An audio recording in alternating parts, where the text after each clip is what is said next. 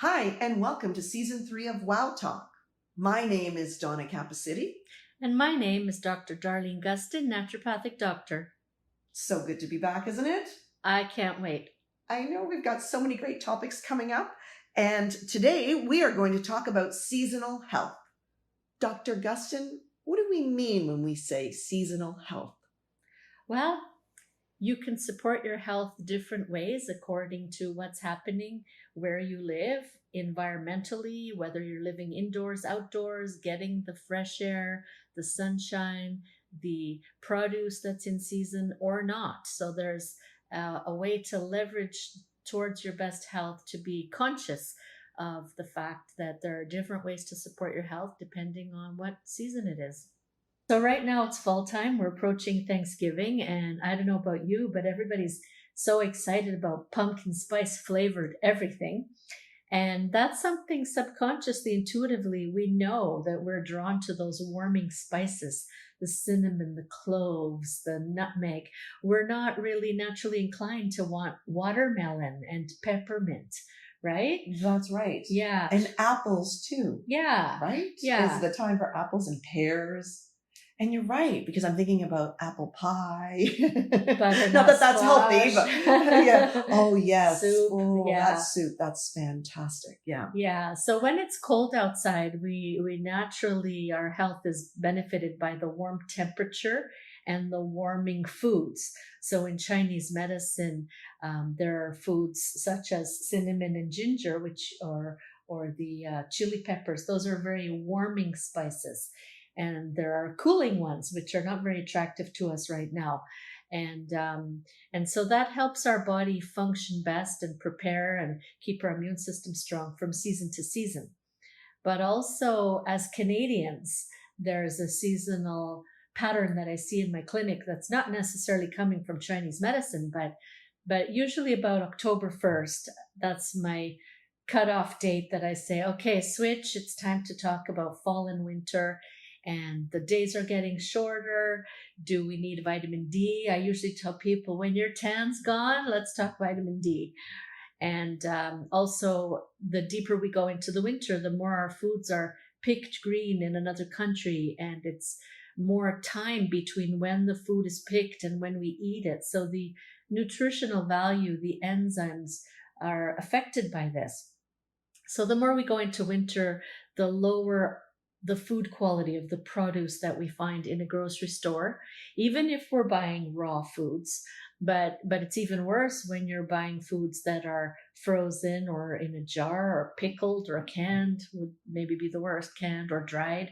So this is just something that affects our nutrition. So with, for instance, multivitamins, that's more of a winter thing, because you're replacing into those foods the nutrients that I mentioned are missing. So everybody's asking, oh, which multi should I take? And then with cold and flu season, it's very common to find Canadians deficient in zinc and C and D. And of course, you can't just blanket that list and have everybody take it. I customize that, and sometimes I'll find a person who does not need the zinc. So you've answered all of my questions, except one that I'm thinking of, which is, would people living in a different climate where the seasons don't change as dramatically as they do here, would they be going through the same sort of thing? So I think even if it's hot all year in the country that you live in, you still have cycles in nature. For instance, how far the sun is away from the earth as we travel another trip around the sun. And also the monthly cycle with the moon. Not to exclude the fact that there's the female cycle and different stages in life. So even if you removed all of those variables, I think that there's great benefit to cycling what you do. Like, I'm taking patients off of supplements as often as I put them on supplements, trying to maximize their lifestyle changes as the cornerstone of where their health comes from. And also, for instance, with the cancer survivors, there's a lot of supplements that patients are interested in that they would get value from, different supplements that reduce inflammation or free radical damage, the use of antioxidants to remove free radicals, or how often should you cleanse? And so you could come up with a rotation, and some of these things are testable in the naturopath's office, so the patient doesn't necessarily have symptoms, but I'll tell the person, well, we know your history in thermography is that we usually see lymphatic congestion. So we would say in the springtime, it's time to cleanse. Should we do liver cleanse, lymph cleanse, a little bit of both, especially people who are missing lymph nodes after their cancer surgeries? Like myself. Right. So it's not like you have a symptom. If you're feeling good, but on thermography, 80% of the time I find the lymphatic congestion. So it's not necessarily seasonal, but for me practicing in Canada, I do tend to gear the cleanses to spring and fall. And then also, if it's not a traditional season as far as temperature, there's still seasonal changes in how long the days are, right? I was just going to ask that too, because sometimes we have a longer summer or a second summer, Right. as they call it. Right. And every summer's not the same. Oh, that's for Right? sure. So I remember a few years ago, there was one summer that I don't know if we had one sunny day. It was a cold, dark, rainy summer. It was like it didn't happen at all. I remember that one too. Yeah. Mhm. So in a stretch of weather like that, where it's damp and dark and cold, your body wants warm and cozy. You still don't want the watermelon, right? You're right. Yes. Yeah. So a lot of it we feel, but we're just not used to paying attention to it because we're not as connected to nature as we were when we lived on the farms. I also wanted to ask you about mental health and the seasons. I know we could do a whole episode on that alone, but maybe you could just touch on it. Sure. So the big thing for us Canadians is the seasonal affective disorder, which for some people is connected to vitamin D deficiency. But realistically, I find that vitamin D is not always enough. You still need the actual sun. And it can be more complicated than that. It could actually even be what we call subclinical hypothyroid. So the thyroid's not diagnosed as a problem, but it's in the lazy gray area. And then you can only handle so much. And then the additional factors of lower nutritional value in the food, shorter days, not going outside, not getting enough oxygen, and you just add them all up and it becomes a more complex feeling of winter blues and a more complex answer where you have to do what I call the a little bit of everything's. Okay, what is that? Well, it's usually just the basics. Like, what are you eating? How is your sleep? Do you drink water? Did you get outside? Like many of my patients, they commute to get to work. We're in the Greater Toronto area. It's not a short commute. No. And they leave their homes or their condos and it's dark outside. They're in traffic to get to work, or they work in some condo again, and then 5-6 o'clock it's dark and they get into their car and then they might not see the light of day all week, right? Yes, yes.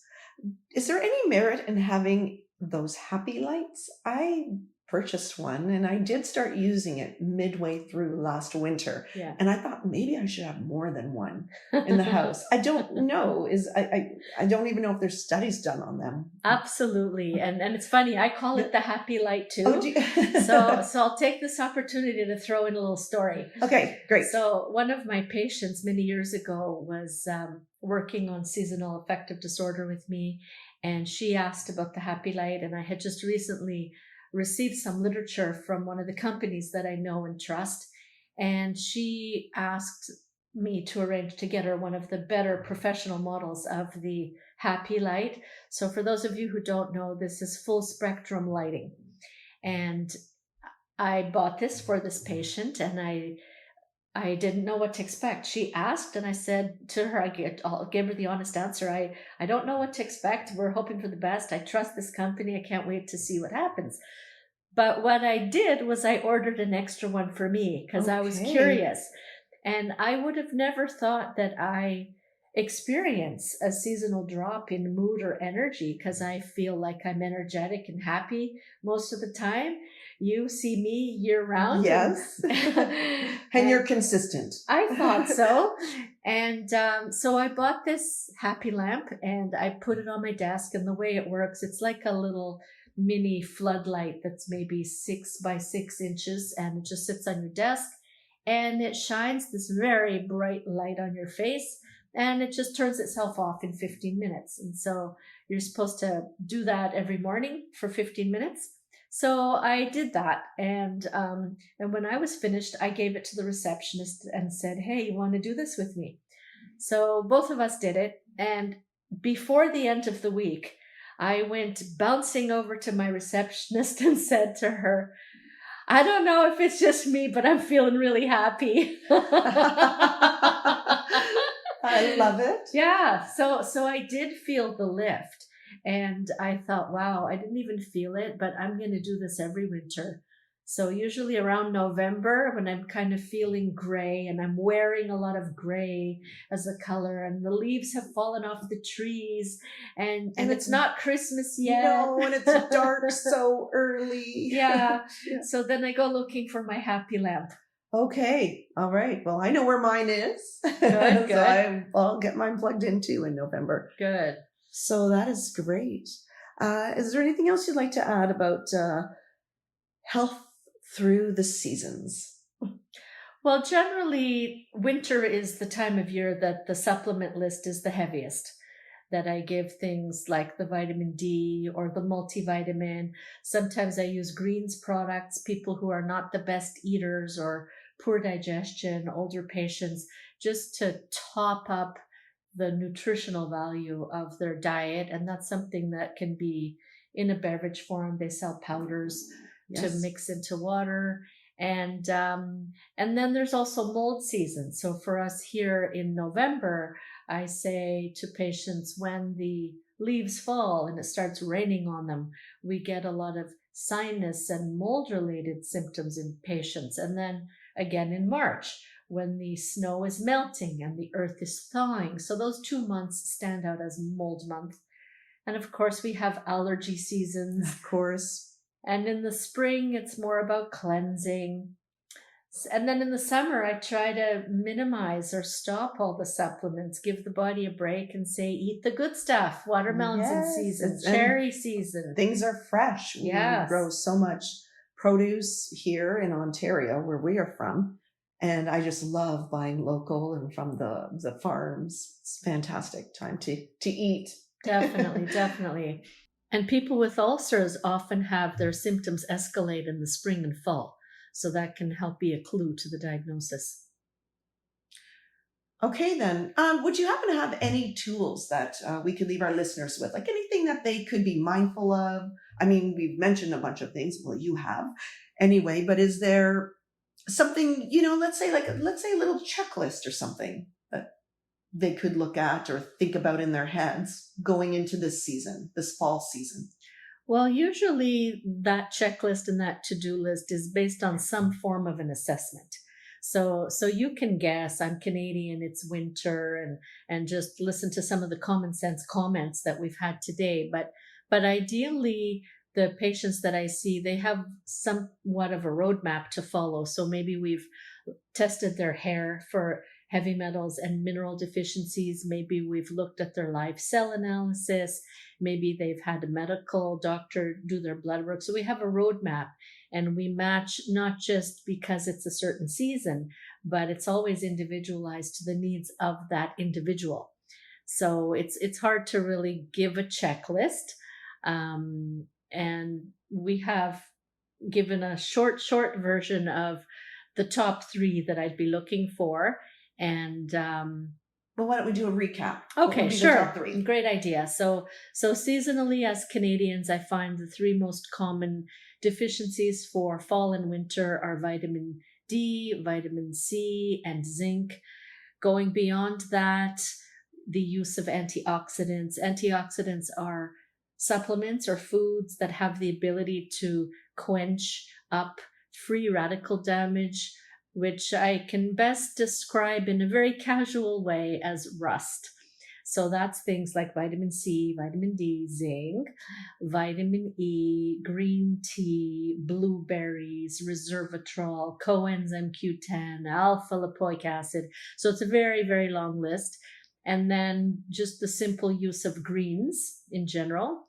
Also, in the winter, I find that we require a higher amount of fat, healthy essential fatty acids such as fish oil, and also to maintain sufficient hydration because we're indoors and the artificial heat is on, and that can be very dehydrating. So, drinking enough fluids to see clear urine. And also, seasonally, one big comment that maybe we can make a whole other podcast on is indoor air quality. So, Very good one. Yes, good point. definitely. So things like people who are in a new home, moved into a new home, and this is their first winter, a new home can off-gas chemical fumes for a good 2 years. So a lot of new homeowners have vague symptoms, fatigue, headaches, etc., from the chemical exposure. So the chemical exposure, once we close our doors and close our windows, you're trapped in that house with whatever's going on. So with the older homes, it could be mold and you don't see it at first. So there could be windows with condensation. There could be leaks in the basement underneath your floor. There could be roof shingles that got loose and there's water dripping to the other corner of the house. So it's estimated that 1/3 of the homes have certain amount of mold. And then with older homes also, the building materials that were used previously are not what they were. They're safer now. So there could be, renovating of old homes, there could be heavy metals and things like lead that we don't see so much in the paint and the blinds like we did before. Wow, you are correct. That is a whole other episode. That's the next podcast. That will be it for sure. Well, maybe not the next one we post, but the next one we record. For sure. Absolutely. Anyway, well, thank you so much. You have enlightened us and you've given us so many ideas and things to think about going into fall season and winter, which is ahead of us now. And anyone wanting to ask Dr. Gustin any questions, by all means, send them in an email or leave us a comment. Or if you're in the area, call the clinic and make an appointment with her. We will have that in our description, the information that you need. So thank you for listening. And thank you, Donna. It's always a pleasure. Yes, indeed. Thank you. Bye. Bye.